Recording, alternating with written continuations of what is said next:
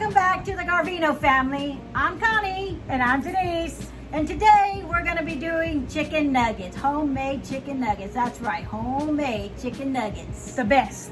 You need a food processor, or you could buy ground chicken. That looks like a package like this. And you want a 2-pound package, or 2 1-pounds, whatever you want. Or you could do actual chicken breasts and then just kind of cut them up into like 1-inch squares, because we're going to put them into a food processor. Okay, so what you're going to need is like I said, a food processor. We use a food processor. So you could use like even a little bullet or something like that. And I'm going to just kind of like throw this in here for now. And then what I'm going to do is I'm going to pulsate this, mix this a little bit. What we're going to do is put all the ingredients that you need to put for the mixture. A half a teaspoon of onion powder, quarter teaspoon, of pepper. And then also we're gonna do half a teaspoon of salt. And you're gonna put 2 teaspoons of soy sauce, half a teaspoon of sugar, then 2 tablespoons of cornstarch. Now, I put the lid back on here. And you're gonna kind of pulsate it at the beginning just to kind of mix it up together so first. Make sure that it all gets blended in there real well. You want a real fine like texture in there. Because it can actually get together a lot faster than the other ones do. It's almost done. You want to be sure to scrape your sides to get all the cornstarch off. That's what's really holding it together. Okay, then I'm going to put it back on and just let it go for just about maybe 10-15 more seconds. Put it back on. Alright, that should probably be about good now. Let's see what it looks like. Yeah, that should be good there. Yep, that's perfect.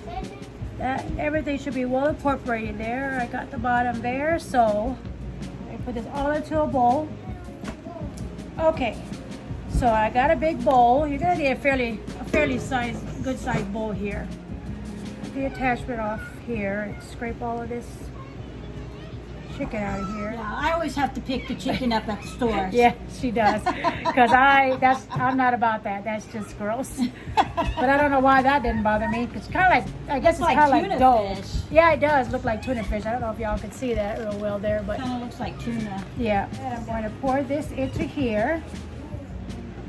Get this out. There we go. And to this, we are going to start adding the rest of our ingredients. So we're gonna add the rest of it. Okay, I think that's good right here. Okay, so now we're gonna do the wet stuff for the batter. 1 1/4 cup of flour. We're gonna do 1 teaspoon of salt, Teaspoon of baking soda. baking soda, right? And then 1 1/4 tablespoon of baking powder. Not tablespoon, teaspoon. I'm sorry, teaspoon. Sorry, teaspoon. I always Yeah. say those two all the time, messed up. I do too sometimes. So don't, yeah. Put that in, and we're also going to have to put an egg, so we're going to put an egg in there as well. Forget your cornstarch.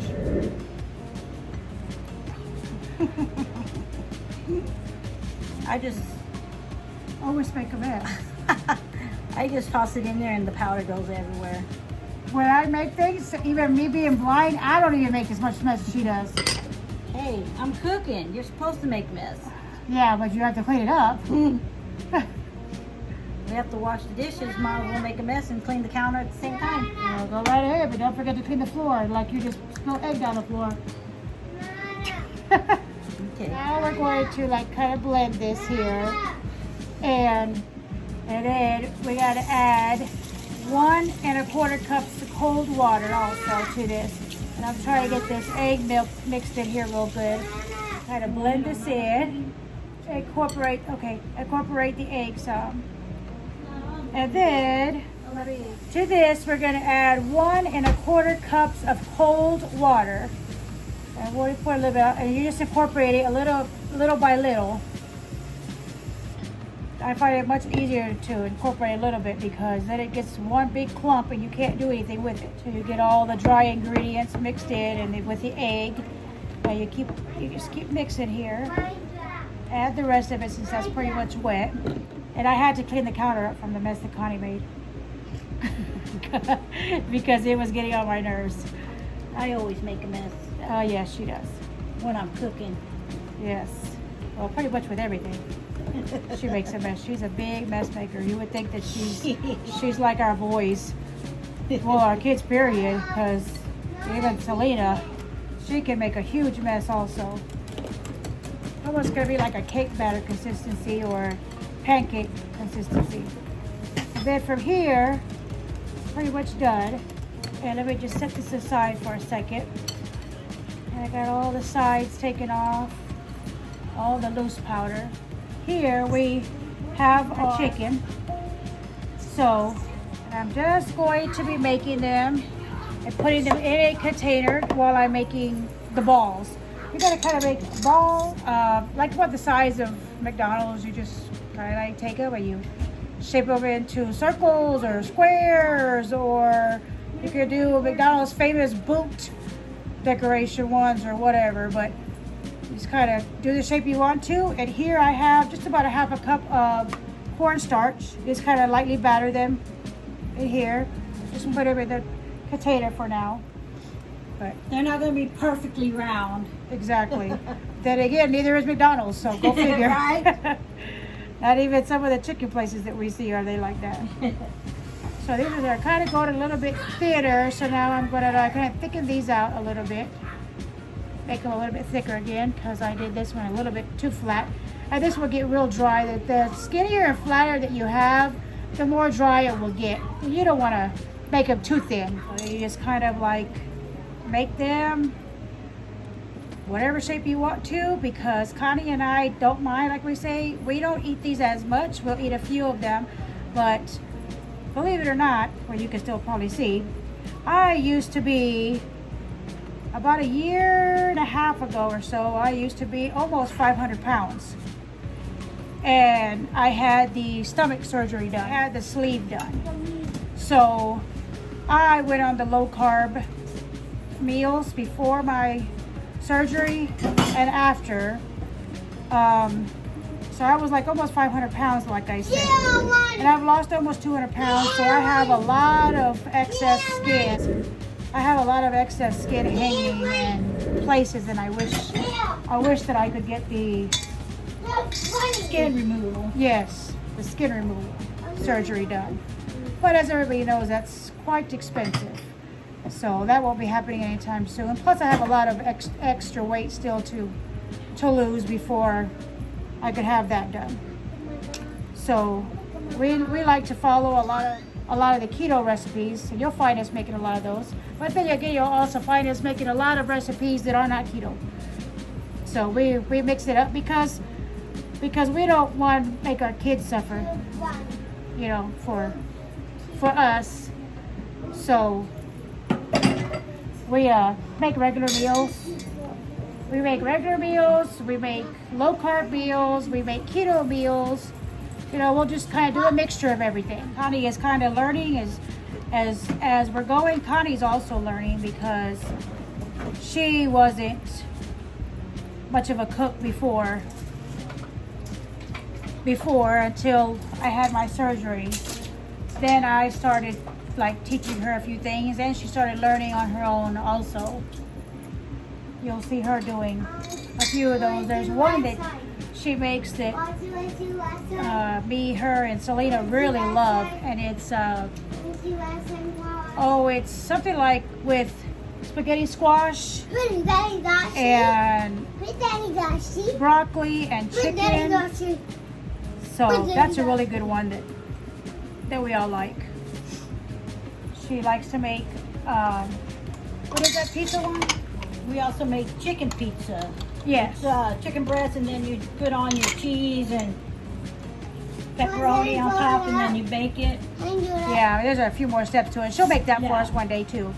There's more things to it, but yeah, it's basic. You'll get the gist of it. So let me finish rolling these, and then I will get back with you and just when I'm just about done.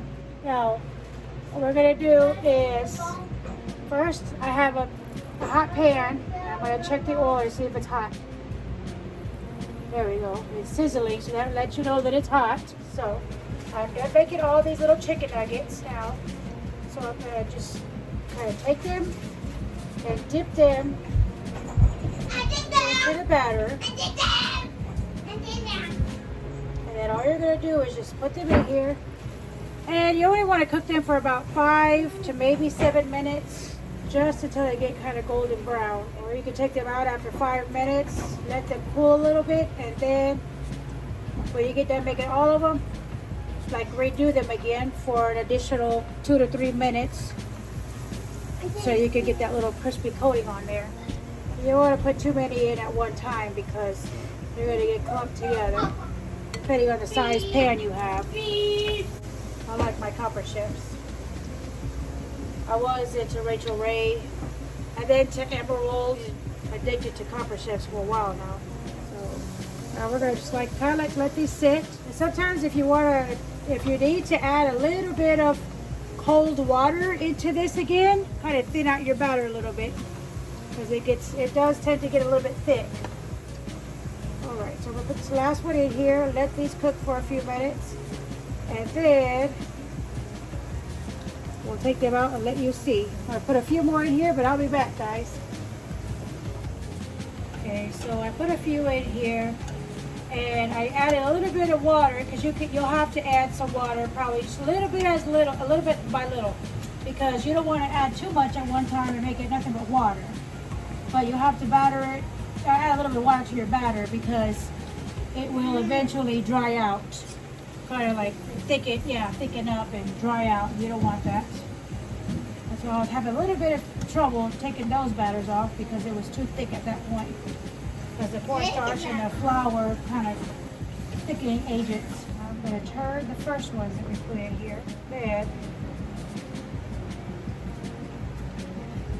we will be back. Just a second.